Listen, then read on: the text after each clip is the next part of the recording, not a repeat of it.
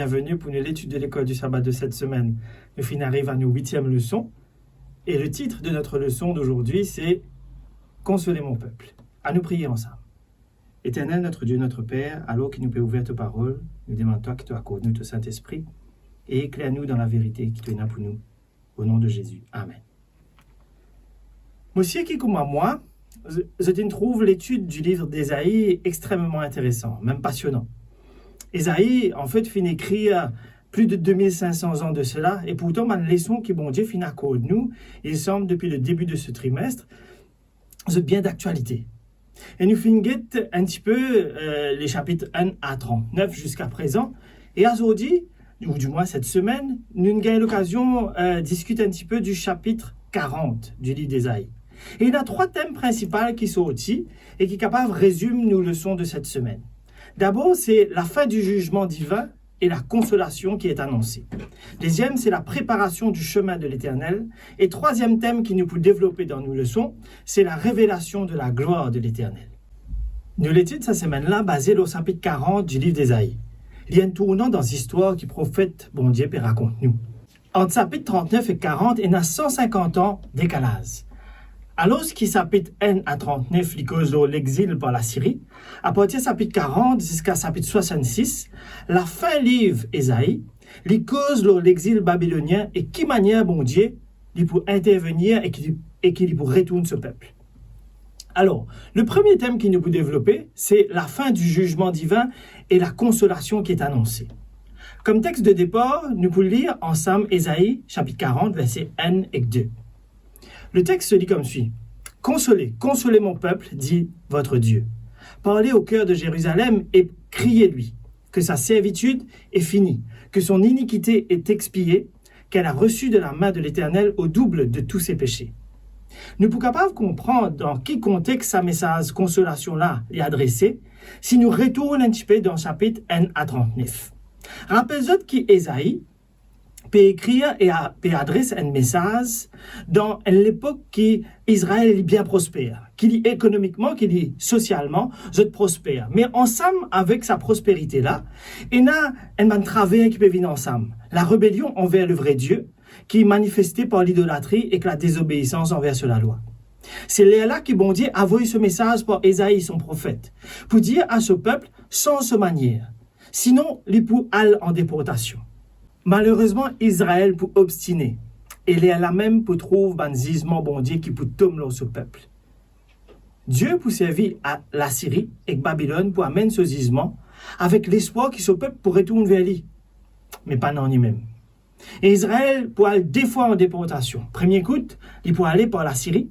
Et deuxième coup, il pour aller par Babylone. Et 3 fois pour un voyage vers Babylone.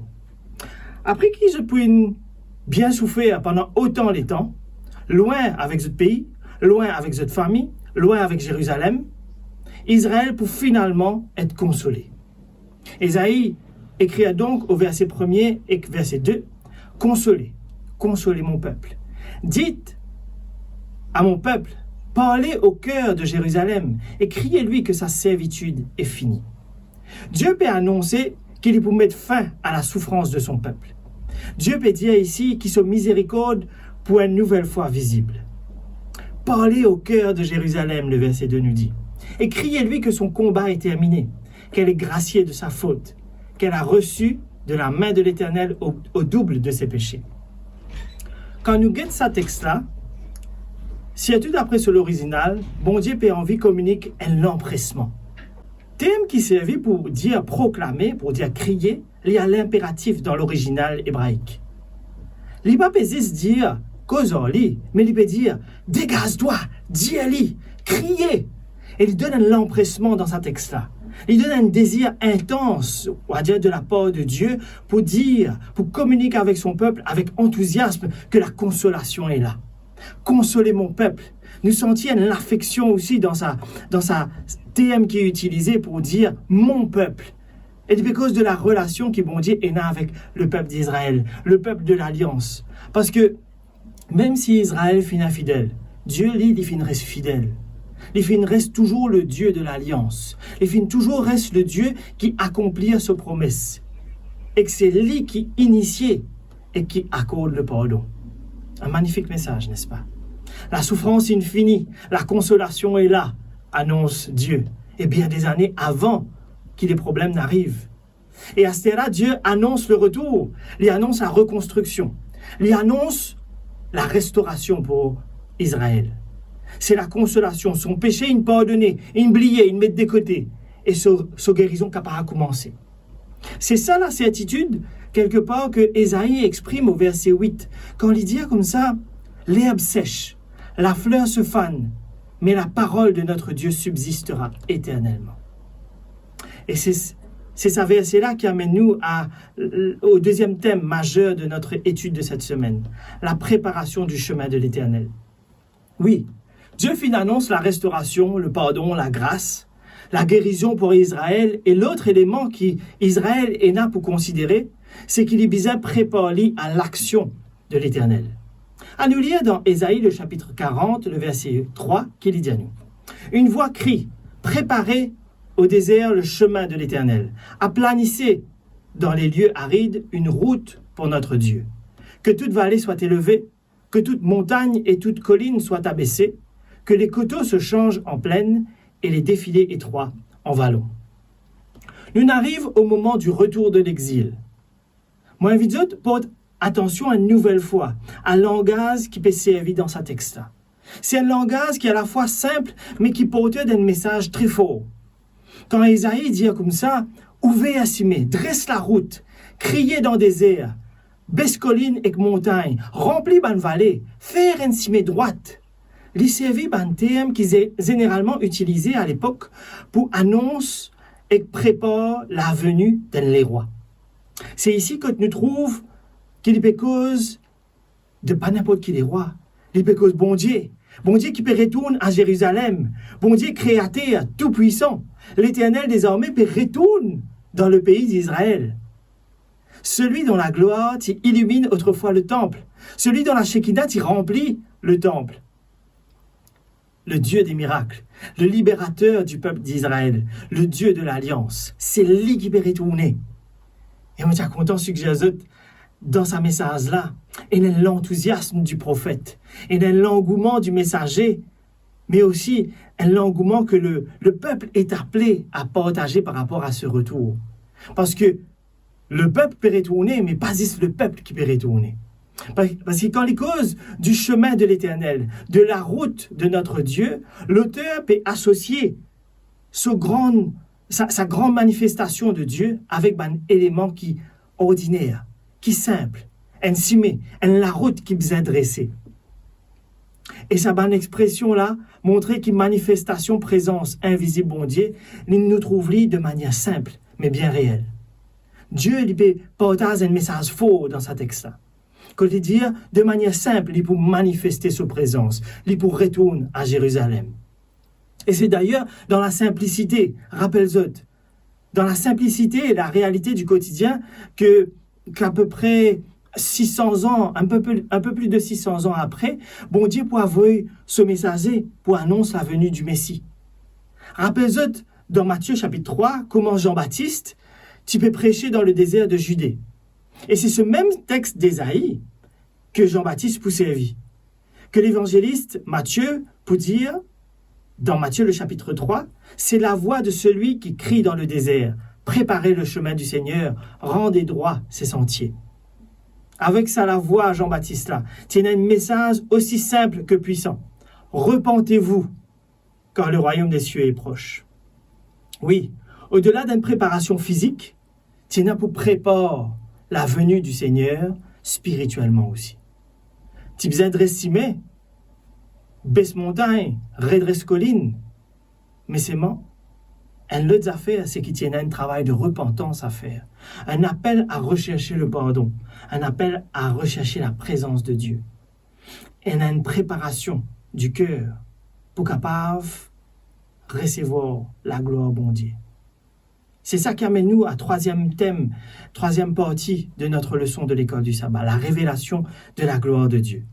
Tiens une préparation pour faire, pour capable réussir, trouve la gloire bon Dieu.